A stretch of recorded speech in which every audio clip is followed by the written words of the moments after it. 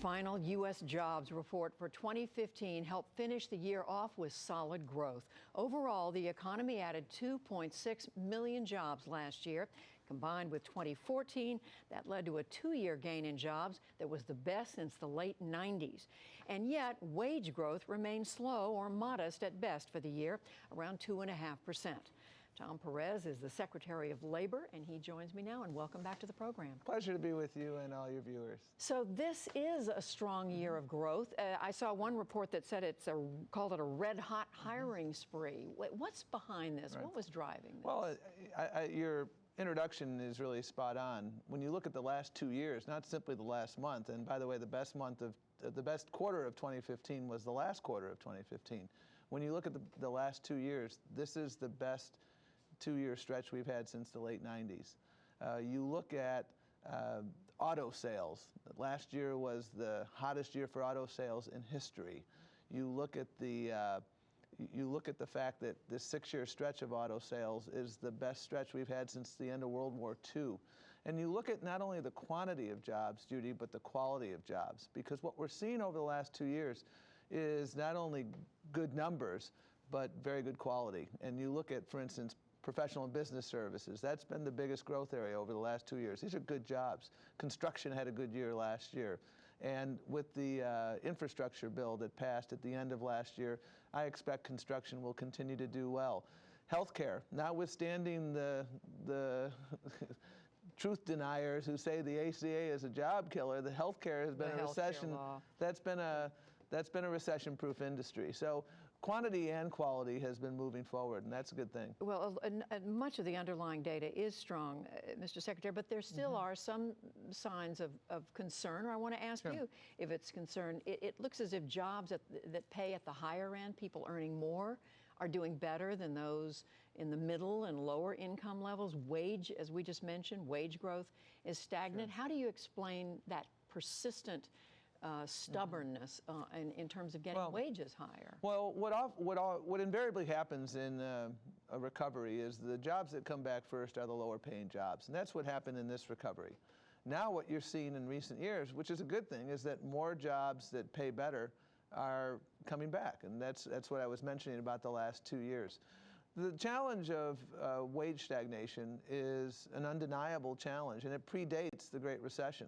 Last year's real wage growth of 2.1% was the best we've had since the recovery began. And so that's solid, but that's not enough. And again, this issue dates back to really the late 70s. And for decades after World War II, productivity and real wage growth went hand in hand. Americans helped bake the pie of prosperity, and they shared in those benefits.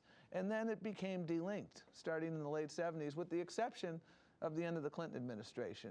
And so we still have work to do on real wage growth, and that's the unfinished business. It sounds like something, though, that you expect to continue. Well, the slow wage. Well, last year, again, was the best year we've seen in the recovery. And in the end of the Clinton administration, the unemployment rate was 4%.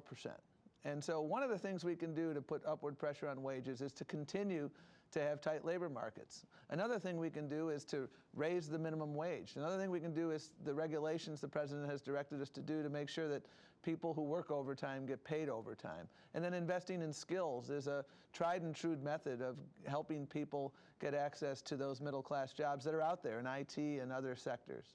Broaden this out for us. I mean, we know that globally China's slowing down. We've done a lot of reporting on that, what's happened to China's market. That's having global repercussions. And then you have oil, the price of oil at record lows.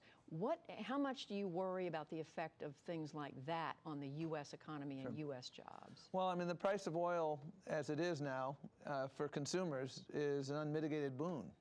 You go to a gas pump and you're paying less than $2 a gallon. The average family last year had about $500 to $800 of additional money in their pockets. That's good for consumers. And what do they do with that money? They spend it. And so you see very good numbers on consumer spending in the United States. Unless you're working in the oil industry. Of course, the challenge for those working in the sector, and we've seen that impact in the mining sector, which is where the oil jobs are found, and certainly the headwinds from China and others, and the strong dollar it's more difficult to manufacture, and so the manufacturing numbers in 2015 weren't as good. But again, we had these headwinds in 2015 as well. I did a lot of numbers days interviews when people said the market was volatile over the last 2 weeks. Isn't the job numbers, aren't they going to go down? And you look and you see we've had 2 years in a row of north of 200,000 jobs a month on average.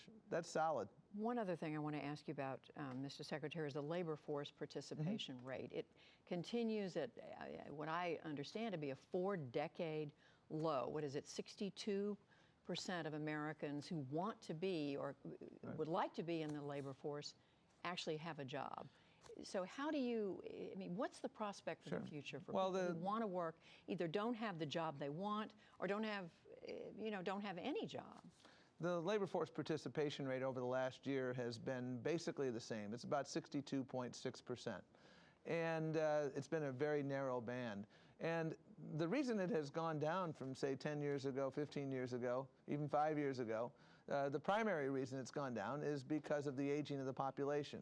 Economists say that roughly 50% of the reduction in labor force participation is attributable to demographics. The main thing that we could do to increase labor force participation at a policy level is to enact federal paid leave. The countries that have enacted paid leave laws, and Canada is a great example. In 2000, the female labor force participation rate in the US and Canada was identical. Because of their investment in paid leave, they're now 8% ahead of the United States. If we had kept pace, we'd have 5.5 million more women in the workplace, making the Silicon Valley and Wall Street look more like America, making our Medicare trust fund and Social Security trust fund more secure. And a big debate about that right now out on the campaign trail. Amen. Labor Secretary Tom Perez, thank you very much. It's always a pleasure.